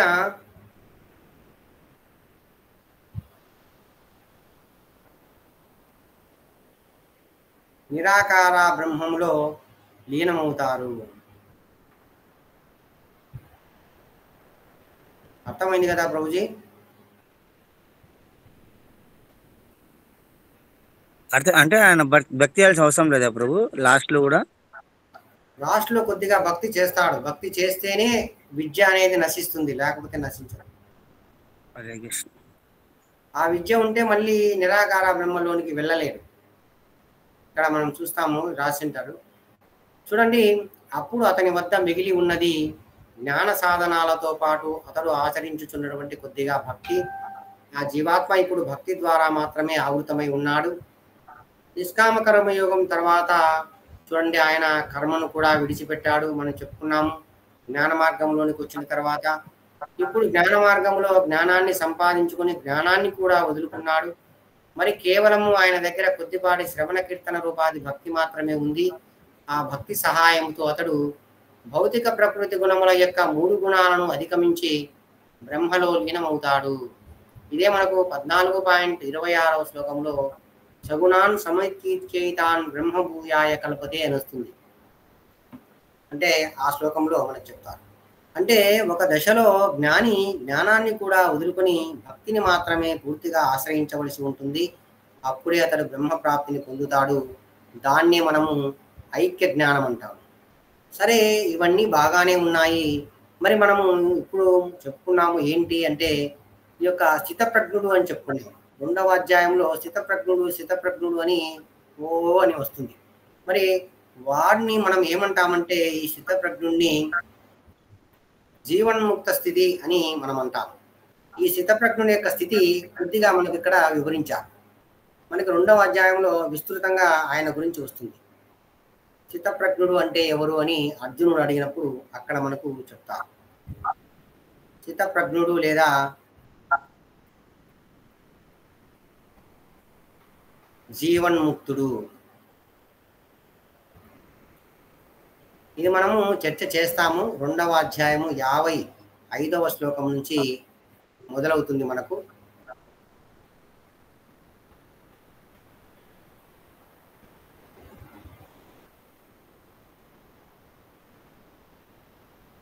ఇక్కడ మనకు ప్రభుజీ చెప్పారు బాగా.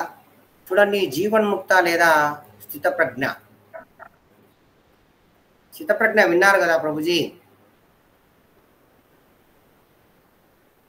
నిష్కామ కర్మయోగాన్ని ఓకే ప్రభు. నిష్కామ కర్మయోగం పూర్తి చేసి 13వ అధ్యాయంలో ఏదైతే 8 నుంచి 12 శ్లోకాలలో చెప్పబడినటువంటి జ్ఞాన సాధనాలను అభ్యసించిన తర్వాత అతడు విద్యతో ఆవృతమై ఉంటాడు. కొంత సమయము తర్వాత ఆ విద్య కూడా నాశనం అవుతుంది. విద్య మరియు అవిద్యల నుంచి విడిపోయిన తర్వాత కొంతకాలం శరీరంలో ఉన్నప్పటికీ అతను ఆ శరీరాన్ని వదిలి బ్రహ్మంలో కలిసిపోతాడు. అతడు శరీరంలో ఉన్నప్పుడు అతన్ని జీవన్ముక్తుడు అంటారు.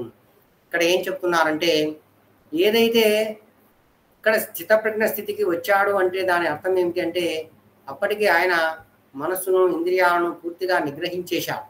ఇక్కడ ఈ స్థితికి వచ్చాడు అంటే అర్థం ఏమిటంటే పూర్తిగా నిగ్రహించేశాడు. ఇక్కడ ఆయన శరీరంతోనే ఆ యొక్క నిరాకార బ్రహ్మలో లీనం కావడానికి ఉన్నటువంటి అన్ని అర్హతలు సాధించాడు. అలా శరీరంలోనే ఉన్నారు ఆయన, ఇంకా విడిపోలేదు, శరీరం నుంచి బయటికి ఆత్మ పోలేదు. అలా ఉన్నప్పుడే ఇంద్రియాలను మనస్సును అన్ని నిగ్రహించాడు, ఉపనిషత్తులను అధ్యయనం చేశాడు, జ్ఞానాన్ని సంపాదించాడు, విద్యను సంపాదించాడు. అలా సంపాదించిన వాడిని మనము శరీరంలోనే ఉన్నాడు, ఇంకా శరీరాన్ని వదిలిపెట్టలేదు. ఏదైతే ఐక్య జ్ఞానం అనేది ఇంకా ఆయనకు రాలేదు, ఆయన శరీరంలోనే ఉన్నాడు. అటువంటి వాడిని మనము జీవన్ముక్తుడు అని అంటామని ఇక్కడ చెప్తున్నారు. ఏమని చెప్తున్నారంటే, విద్య మరియు అవిద్యల నుంచి విడిపోయిన తర్వాత కొంతకాలము అంటే ఆయన అప్పటికి జ్ఞానాన్ని కూడా వదిలేస్తాడు. విద్యను అనేది ఆ ఐక్య జ్ఞానాన్ని కంటే ముందు వదిలేస్తాడు. అవిద్య నుంచి విద్యలోనికి వస్తాడు. వచ్చి ఆయన ఏం చేస్తాడంటే అలా కొద్ది కాలం శరీరంలోనే ఉంటాడు. అలా శరీరంలో ఉన్నటువంటి వాడిని అంటే అప్పటికే జ్ఞానాన్ని కూడా వదిలేసి ఉంటాడు ఆయన. అలా శరీరంలో ఉండి అతడు శరీరాన్ని ఇక వదిలి బ్రహ్మంలో కలిసిపోతాడు. దానికి ముందు ఉన్నటువంటి స్థితిని మనము జీవన్ముక్తుడు లేదా స్థితప్రజ్ఞ స్థితులు అంటాము. దానికి మనకు కొన్ని లక్షణాలు అనేటివి మనకి ఇక్కడ ఇచ్చారు. చూడండి, 2వ అధ్యాయంలో మరియు 14వ అధ్యాయంలో ఇవి వివరించబడ్డాయి. 2వ అధ్యాయంలో భగవంతుడు ఇలా అంటారు, మనం ఇది కూడా చెప్పాము. దుఃఖేషు అనుద్విగ్మనః సుఖేషు విగత స్వరః వీతరాగ భయ క్రోధ స్థిత ధీర్ముని వృచ్యతే. ఇది త్రివితాపములలో కలత చెందనివాడు, త్రివిధ తాపములలో కలత చెందనివాడు, సుఖము కలిగినప్పుడు ఉప్పొంగనివాడు, రాగము ద్వేషము భయం నుంచి విడినటువంటి వాడు అనేటువంటి దీని యొక్క అర్థం అనేది వస్తుంది. అలాగానే 14వ అధ్యాయంలో కూడా సమదుఃఖ సుఖ స్వస్థ సమాలోష్ట అస్మకాంచన అనేటువంటిది కూడా మనకు వస్తుంది. అంటే అన్నిటినీ సమానంగా చూస్తాడని. మనకు 2.54లో అర్జునుడు అడుగుతాడు, స్థితప్రజ్ఞశక భాష సమాధిస్తస్య కేశవ స్థితదిః కిం ప్రభాసేత కిమాసిత వ్రజతే కిం అంటాడు. ఓ కృష్ణ, అటువంటి సమాధిమగ్నమైన చైతన్యం కలిగిన వ్యక్తి లక్షణాలు ఏమిటి? అటువంటి జీవన్ముక్తుని యొక్క లక్షణాలు ఏమిటి? అతను ఎలా మాట్లాడుతాడు, అతని భాష ఏది, అతడు ఎలా కూర్చుంటాడు, ఎలా నడుస్తాడు అనే దానికి ఇది మాట్లాడుతాడు కూర్చుంటాడు భాష అనేది కాదు. ఇది అతడు ఏ విధంగా ఇంద్రియాలను నిగ్రహిస్తాడు, మనసును నిగ్రహిస్తాడు అనే దాన్ని మనము 2వ అధ్యాయంలో చాలా వివరంగా చర్చ చేస్తాము. కాబట్టి 2.55లో భగవంతుడు చెప్తాడు, ప్రజాహతి యదా కామాన్ సర్వాన్ పార్థ మనోగతాన్ ఆత్మన్యేవాత్మాన తుష్టః స్థితప్రజ్ఞస్య దోచ్యతే అంటాడు. ఏదైతే మనిషి సమస్తమైన ఇంద్రియ కోరికలను మానవుడు త్యజించినప్పుడు కేవలము తన మనస్సు ఆ విధంగా శుద్ధిపడుతుంది. అలాంటి శుద్ధిపడిన మనస్సు కేవలము ఆత్మలోనే సంతృప్తి చెందినప్పుడు వాడిని మనం స్థితప్రజ్ఞుడుగా చెప్తామని కూడా అక్కడ చెప్తారు అన్నమాట. ఈ విధంగా మనకు ఇంకా శ్లోకాలు వస్తూ ఉంటాయి. 56లో మరి దుఃఖేషు అని దిగ్మనః అన్నాం, ఇప్పుడే చర్చ చేశాము. త్రివిధ తాపములయందు కలత చెందనివాడు, కలత చెందని మనసు కలవాడు, సుఖము కలిగినప్పుడు ఉప్పొంగనివాడు, ఆసక్తి భయము క్రోధముల నుంచి విడివడినవాడు ఒక మానవుడు ఈ స్థితప్రజ్ఞుడు అని చెప్పబడును అన్నారు. అలాగానే మనకు 14వ శ్లోకంలో కూడా 14వ అధ్యాయం 22వ శ్లోకంలో ప్రకాశం చ ప్రవృత్యం చ మోహ ఏవ చ పాండవ నద్వేష్టి సంప్రవృత్తాని న నివృత్తాని కాంక్షతి అని మనకు వరుసగా 3-4 శ్లోకాలు ఉన్నాయి ఇక్కడ.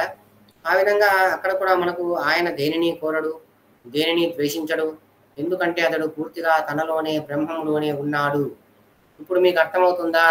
13వ అధ్యాయం నుంచి 18వ అధ్యాయం వరకు ఈ నిరాకార బ్రహ్మములో లీనమయ్యేటువంటి వాడు జ్ఞాన మార్గములో ఆచరించేటువంటి జ్ఞాన సాధనాలు మాత్రమే అక్కడ చెప్పబడ్డాయి అని. ఈ విధంగా మరి మొదట అతడు తనను ఆత్మగా గ్రహిస్తాడు, చివరి దశలో అతడు బ్రహ్మ సమాధి స్థితికి చేరుకుంటారు. మరి అతని చైతన్యము ఆసినో గుణైర్యో న విచలతే. భౌతిక ప్రకృతి యొక్క 3 గుణములు ఆయన్ని ప్రభావితం చేయలేవు. గతంలో అతను అవిద్యతో ఆవరించబడి ఉన్నప్పుడు అతడు తన శరీరము, మనస్సు మొదలైన వాటితో పరివర్తనను తన పరివర్తనలుగా భావిస్తాడు. అంటే ఇక్కడ అవిద్యతో ఉన్నప్పుడు ప్రకృతితో ఏదైతే చేయబడు కర్మలన్నిటికీ తానే చేశాడని అనుకుంటాడు అని చెప్పాం కదా. అప్పుడు పాయింట్ 27 దాని గురించే మనకి ఇక్కడ తెలియజేశారు. చూడండి, మనము ఒక పెద్ద షాపింగ్ మాల్కి వెళ్ళాము. షాపింగ్ మాల్ అని బుద్ధికి జ్ఞానం వస్తుంది. మరి ఆ షాపింగ్ మాల్లో మూల వస్తువులు పొందాలనే, మాల్లోని వస్తువులను పొందాలనే కోరిక వస్తుంది. ఏదైతే మనం ఇది చెప్పాము, ఆత్మ ఉంటుంది, కర్మ ఉంటుంది, అవిద్య ఉంటుంది, ఇంద్రియాలు, మనస్సు, బుద్ధి, అహంకారము, ఇంద్రియాలు, ఇంద్రియ విషయాలు, ఈ ప్రకృతిలో జరిగేటువంటి కర్మలకన్నిటికీ తానే కర్తగా భావిస్తాడు అని మనం చెప్తున్నాం. ఇది గ్రాఫ్ గీసి ఆ విధంగా అవిద్యతో కప్పబడిన జీవాత్మ, గులాబ్ జామ్ ఉదాహరణగా తీసుకొని అక్కడ మనం చెప్పాము. అవిద్యతో కప్పబడిన జీవాత్మ మరి ఆ కోరికను తన సొంత కోరికగా అహంకారము జీవాత్మకు భావిస్తుంది. అహంకారం అనేది జీవాత్మకు తాను మనస్సుని అనేటువంటి మనస్సు అనేటువంటి అభిమానాన్ని ఇస్తుంది అని చెప్తున్నారు. ఈ విధంగా మనకి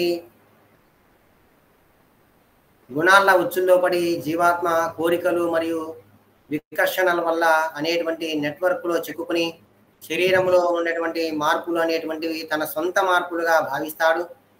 కానీ ఇప్పుడు ఈయన స్థితప్రజ్ఞ స్థితిలో ఉన్నటువంటి ఆయన సమాధి స్థితిలో ఉన్నాడు కాబట్టి వీటిని చూసిన ఆయన పరివర్తన అనేది చెందడు. అతని బుద్ధి, మనస్సు అనేది అతని చేతనలోనే ఉంటుంది, పరివర్తన అనేది ఉండదు. అలాగానే తద్వేష్టి సంప్రవృత్తాని నివృత్తాని కాంక్షతి. అతను ఏదైనా మరి పొందినప్పుడు నిరాశ చెందడు, ఏదైనా లభించినప్పుడు అతడు మరి చూడండి, ఏదైనా అతడు పొందినప్పుడు సంతోషం కానీ పొందనప్పుడు ఆ దుఃఖాన్ని కానీ అతడు భావించడు. ఎందుకంటే ఇవన్నీ దేహంలోనే మార్పులు జరుగుతున్నాయి. దీనికంతా ప్రకృతే కారణము. నేను ప్రకృతి కంటే భిన్నమైనటువంటి వాడను, నేను బ్రహ్మమును అనేటువంటి భావనలో ఆయన ఉంటాడు. అతని శరీరం సుఖాన్ని పొందిన, దుఃఖాన్ని పొందిన, సుఖము పొందినప్పుడు ఉత్సాహంగా ఉండడము, దుఃఖాన్ని పొందినప్పుడు నిరాశగా ఉండడం అనేది అతడు చెయ్యడు. ఎప్పుడు సమతుల్యంగా ఉంటాడు. తుల్య ప్రియో అప్రియో ధీరస్తుల్య నిందాత్మ సంస్థుతి. అంటే ఇక్కడ ఎవరైనా ఆయన్ని దూషించినా అతడు విచారంగా ఉండడు, ప్రశంసించినా సంతోషంగా ఉండడు. అతనికి ప్రియమైనది అప్రియమైనది లేదు. అతనికి స్నేహితులు శత్రువులు ఇద్దరూ సమానమే.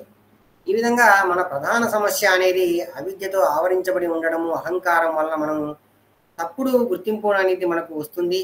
అది మనం గ్రాఫ్ కూడా గీసి చూపించాము. కానీ ఈ రెండిటి నుంచి ఈయన విడివడి ఉంటాడు. అతడికి ఇకపై సంసారంతో ఎలాంటి పని లేదు. అతడు నిరంతరము బ్రహ్మస్థితిలోనే ఉంటాడు. ఈ విధంగా నిష్కామ కర్మయోగం ద్వారా అతడు అవిద్యను విడిచిపెట్టి మరి విద్యను సంపాదించుకొని అంతా సమంగానే చూస్తున్నాడు. ఆ విధంగా చూస్తూ ఆయన ఇప్పుడు సమాన దృష్టి కారణంగా విద్యను కూడా వదులుకున్నాడు. కాబట్టి అతనికి శ్రవణ కీర్తన రూపాది భక్తి మాత్రమే మిగిలి ఉంది.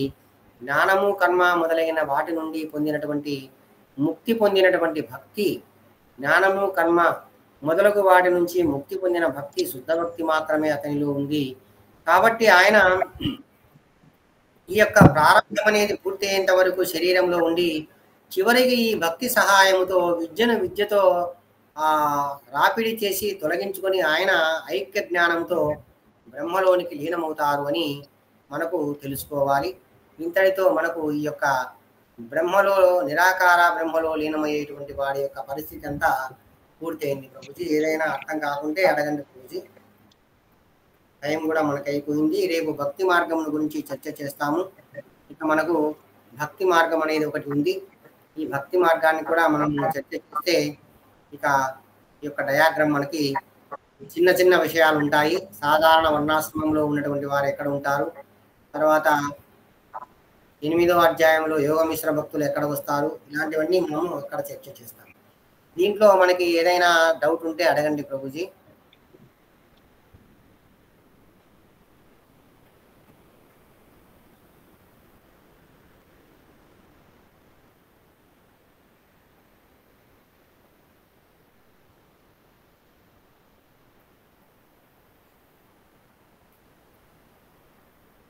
హరే కృష్ణ ప్రభుజీ, ఏదైనా డౌట్ ఉంటే అడగండి ప్రభుజీ.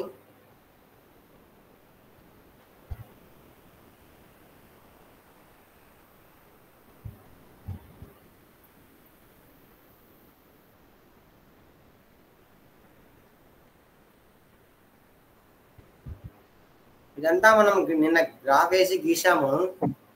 ఐక్య జ్ఞానం ఒకటే ఇప్పుడు మనం హరే కృష్ణ ధన్యవాదాలు ప్రభుజీ, పాదాభివందనాలు. ప్రభుజీ చెప్పండి ప్రభుజీ, పాదాభివందనాలు ఎందుకు లేదు ప్రభుజీ? హరే కృష్ణ. మీకు దొరికితే మేము నిజంగా మేము తల బాగా తాకిచ్చేస్తాం ప్రభుజీ, అంత అద్భుతంగా ఎక్స్ప్లెయిన్ చేస్తున్నాడు. అసలు మీకు ఏమి ఇచ్చినా మీ రుణం తీర్చుకోలేము, అలా ఉంది మీ ప్రవచనం. బాగా అర్థమవుతుంది కదా ప్రభుజీ? చాలా బాగా ప్రభుజీ, చాలా బాగా. స్థితప్రజ్ఞని మనం ఎలా గుర్తించగలుగుతాం ప్రభుజీ? వాళ్ళని ఎలా ఉంటారు వాళ్ళు ఇక్కడ, మనం ఎలా వాళ్ళని చూడగలుగుతాం? చూస్తే వాళ్ళ యొక్క ప్రవర్తన, వాళ్ళ తీరు ఎలా ఉంటారు? స్థితప్రజ్ఞుని యొక్క లక్షణాలు మనకు 2.55 శ్లోకం నుంచి 64, 65, 66 దాదాపు 72 వరకు లాస్ట్ శ్లోకం వరకు ఉంటాయి ప్రభుజీ. అక్కడ మనము దీని గురించి సుదీర్ఘమైన చర్చ చేస్తాం ప్రభుజీ. మీరు కంటిన్యూ కాండి. మనకు రేపు మ్యాక్సిమం మన్నాడు భక్తి యోగం అయిపోతానే మనం 2వ అధ్యాయంలోనికి ఎంటర్ అవుతాము. దానిలో మనకు ఈ వివరాలన్నీ వస్తాయి కాబట్టి ఇది మనం ముందు వివరించడం జరిగింది. మనకు ఇవన్నీ వివరించకుండా దాంట్లోకి వెళ్తే మనకు అక్కడ అర్థం కాదు అనే ఉద్దేశంతో దీంట్నంతా ముందు వివరించడం జరిగింది. ఈ యొక్క స్థితప్రజ్ఞ యొక్క లక్షణాలు అర్జునుడు అడుగుతారు. అడిగినప్పుడు ఇంద్రియాలను ఏ విధంగా నిగ్రహిస్తాడు, మనసును ఏ విధంగా నిగ్రహిస్తాడు, వాడిని ఎలా గుర్తుపట్టాలి అనేటువంటి మొత్తం సమాచారం అంతా మనకు అక్కడ వస్తుంది ప్రభుజీ. ఓకే ఓకే, ధన్యవాదాలు ప్రభుజీ, ధన్యవాదాలు. అదే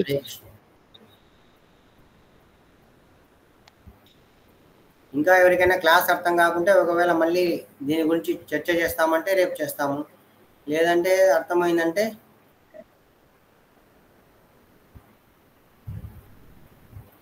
రేపు భక్తి యోగాన్ని తీసుకుంటాము. రేపు ఇదే మరొకసారి మళ్ళా ఉంటే బాగుంటుందని అనిపిస్తుంది ప్రభుజీ. హరే కృష్ణ. ఓకే.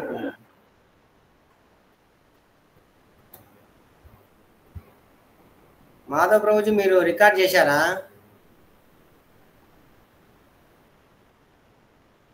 మరి ఈ రోజు ఈ గ్రూప్ లో వేసేయండి ప్రభుజీ. ప్రభుజీ మళ్ళీ వింటాడు.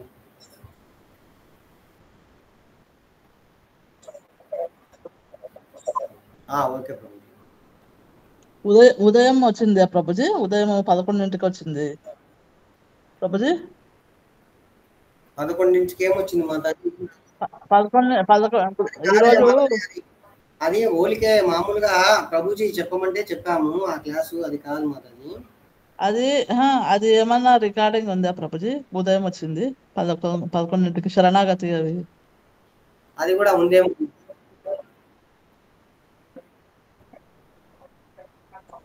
అది కూడా గ్రూప్ లో పెట్టండి ప్రభుజీ. రికార్డింగ్ గ్రూప్ లో పెట్టండి ప్రభుజీ.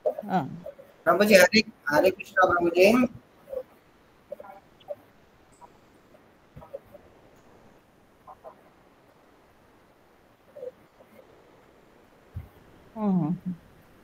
యూట్యూబ్ లింక్ ఇస్తారులే మాతాజీ. ప్రభుజీ మీరు లింక్ క్లిక్ చేస్తానే ఆ వీడియో వస్తుంది, చూడండి. అలాగే ప్రభుజీ. హరే కృష్ణ ప్రభుజీ. ప్రభుజీ మీరు ఆ వీడియో చూడండి ప్రభుజీ. మళ్ళీ మనం చర్చ చేద్దామంటే మళ్ళీ మీకు మధ్యాహ్నం పూట నేను చెప్తాను ఒకరోజు.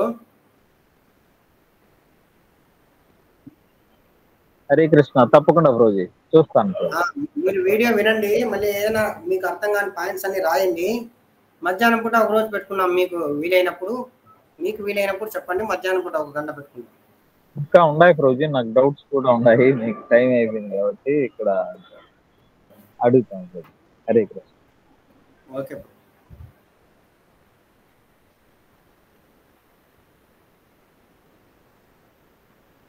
దేవిరెడ్డి సుధాకర్ అంటే ఎవరు ప్రభుజీ?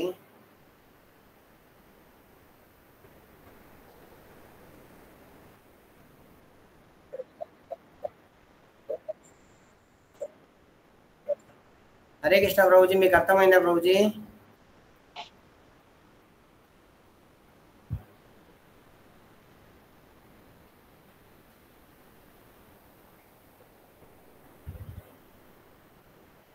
హరే కృష్ణ ప్రభుజీ. హరే కృష్ణ ప్రభు, ధన్యవాద ప్రణామాలు. మీకు ధన్యవాదాలు అర్థమైందా ప్రభుజీ. ప్రభుజీ? నేను మధ్యలో జాయిన్ అయిన పూజ అర్థమైంది పూజ. మళ్ళీ రికార్డింగ్ చూస్తా పూజ మళ్ళీ. ఓకే ప్రభు. హరే కృష్ణ. సరే ప్రభుజీ, ఎవరికైనా ప్రశ్నలు లేకుంటే మరి ఎన్ని చేస్తామా?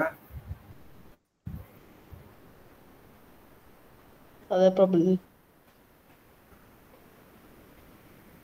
గౌరీ మాతాజీ మీకు అర్థమైందా? ప్రభుజీ అర్థమైంది. హరే కృష్ణ. మీరు ఒకవేళ నిన్న రాకుంటే ప్రభుజీ క్లాస్ పెడతారంట, చూడండి మాతాజీ. సరే ప్రభుజీ. శోభారాణి మాతాజీ మీకు అర్థమైందా? ఈరోజు లేట్గా అయినా ప్రభుజీ, నాకు అంత అర్థం కాలేదు. బయట వేరే పని ఉండే, ఇంపార్టెంట్ పని, సరిగ్గా వెళ్ళలేదు ప్రభుజీ ఈరోజు.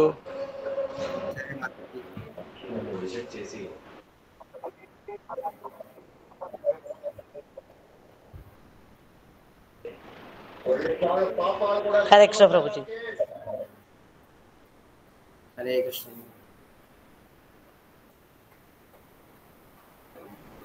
ఇంకా మనకు భక్తి యోగము, సాధారణ వర్ణాశ్రమ ధర్మంలో ఉండే వాళ్ళు ఎక్కడికి వెళ్తారు, యోగ మిశ్ర భక్తులు ఎక్కడికి వెళ్తారు, అష్టాంగ యోగంలో వాళ్ళు ఎక్కడికి వెళ్తారు, ఇదంతా మనం 2 రోజుల్లో అయిపోతుంది. 2 రోజులు అయిపోయిన తర్వాత 2వ అధ్యాయం మొదలు పెడతాము.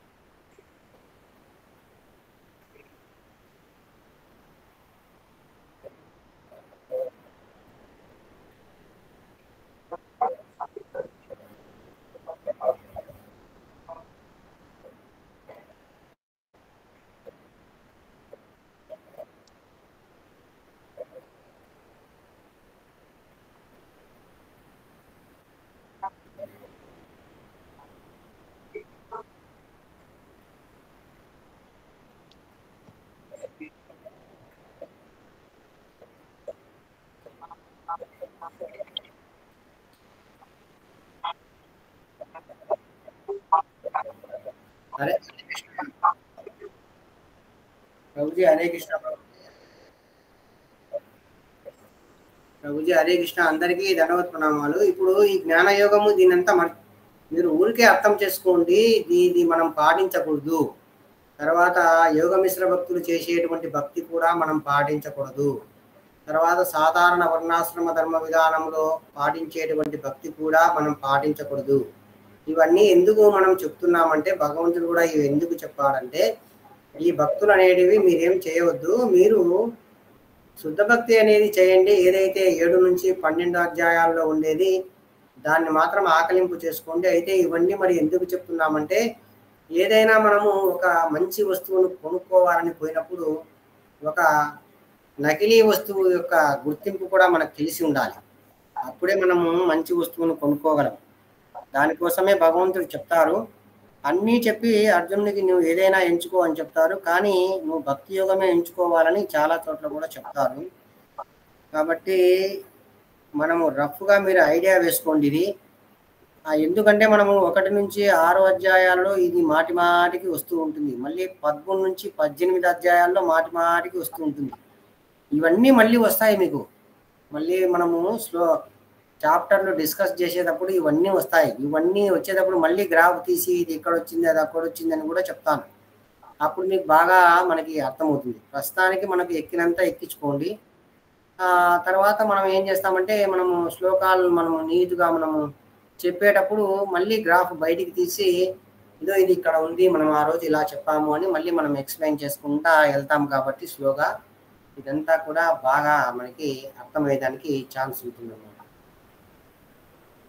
ఇంకా మెటీరియల్ ఉంది కదా, మెటీరియల్ కావాలంటే ఇప్పుడు ఇది ఇది గ్రూప్లో లేని వాళ్ళకి మరి మాధవ ప్రభు ఇస్తారు ఆ యొక్క డయాగ్రామ్. ఇది ఇస్తారు. ఇది మరి ప్రభుజీ ఇస్తారు కాబట్టి మీకు భయం లేదు. అలాగే నేను రోజు క్లాసులు ఈ పీడిఎఫ్ పెడతాను, అవి కూడా ఇస్తారు కాబట్టి భయం లేదు. ఇప్పుడు ఏదైతే మనం భక్తి మార్గం చెప్తున్నామో అది కొంచెం శ్రద్ధగా వినాలి. రేపు నుంచి అది 2 రోజులు పట్టచ్చు. ఈ భక్తి మార్గం అనేది మనం పాటించాలి. దీన్ని మనం కొద్దిగా శ్రద్ధగా అయితే మన పని అనేది జరిగిపోతుంది అనమాట. చెప్పండి ప్రభుజీ. మాధవ్ ప్రభుజీ హ్యాండ్ రైజ్ చేశారు.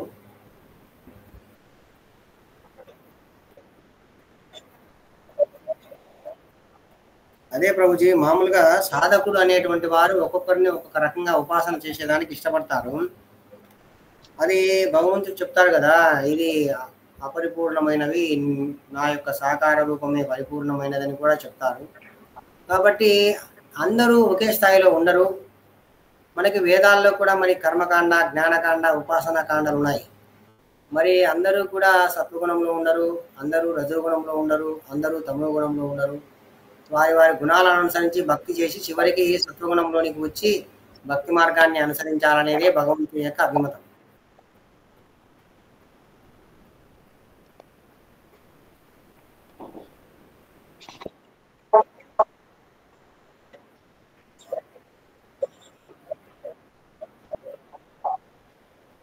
అవును ప్రభుజీ, అంత శరణాగతి మనం ఇప్పుడు ఏడ తీసుకోలేము, మనకు కష్టము. తీసుకునే వాళ్ళు తీసుకుంటారేమో, కానీ అన్నీ తెలుసుకొని మనము పెట్టుకుంటే ఆ యొక్క ఉదాహరణకు మా ఊరు నుంచి కడపకు పోయే దారి ఏదైంది తెలుసుకుంటే ఆ దారి ఎమ్మడి ఈరోజు కాకుంటే రేపన్నా మనము కడప చేరేదానికి ఆస్కారం ఉంటుంది. అలాగా మనం అన్ని మార్గాలను తెలుసుకొని పెట్టుకొని, అంటే మనం అస్తమానం రోజు చదువుతుంటాం కదా భగవద్గీత, మరి దాంట్లో ఏముందో తెలియాలి కదా. ఊరికే మనం శ్లోకాలు చదివితే ఏం లాభము. అందుకోసము మొత్తం అంతా తెలుసుకున్న తర్వాత మనం ఏ మార్గం వెళ్ళాలి. భగవంతుడు చెప్తారు బ్రహ్మప్రాప్తి అవసరం లేదు, తర్వాత ఏదైతే సాలోక్య సాయుధ్య ఈ ముక్తులు కూడా అవసరం లేదు. ఆ విధంగా మనము ఏదైతే శ్రవణ కీర్తన రూపాది రూపగోస్వాములు చెప్పినటువంటి 64 అంగాలలో ఏదో ఒక అంగాన్ని తీసుకొని భక్తి మార్గం పోయి భగవత్ ప్రాప్తి అనేది చెందాలి అని మనకు చెప్తారు.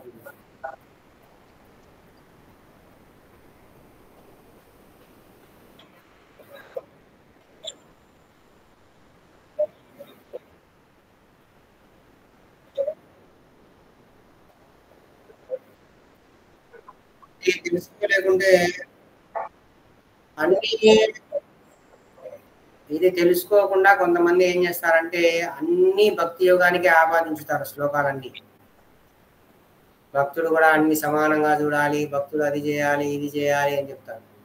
కానీ భక్తుడు ఏది చేయకుండా కూడా భక్తి మార్గంలోని ఎంటర్ కావచ్చు. వాడు భక్తి మార్గంలోని ఎంటర్ అయిన తర్వాత అవన్నీ అవే పోతాయన్నమాట. అతనికి ఉన్నటువంటి చెడు అలవాట్లు కానీ, ఇంద్రియ నిగ్రహాలు కానీ, మనసు నిగ్రహం కానీ, ఇలాంటివన్నీ కూడా ముందు కట్టడి చేసి మనం రావాల్సిన అవసరం లేదు. అతడు భక్తి చేస్తూ ఉంటే అవన్నీ పోతాయి. సగుణాన్ సమకీర్చేతాన్ బ్రహ్మభూయాయ కల్పతే.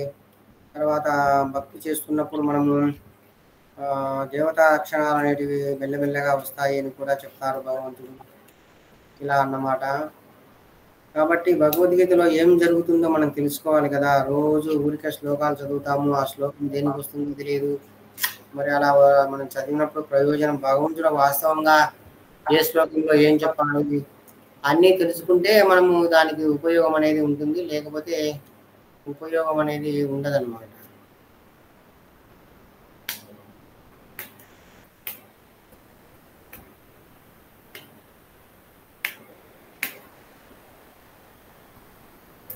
సరే ప్రభుజీ, ప్రశ్నలు లేకుంటే ఇంకా ఏం చేస్తాను.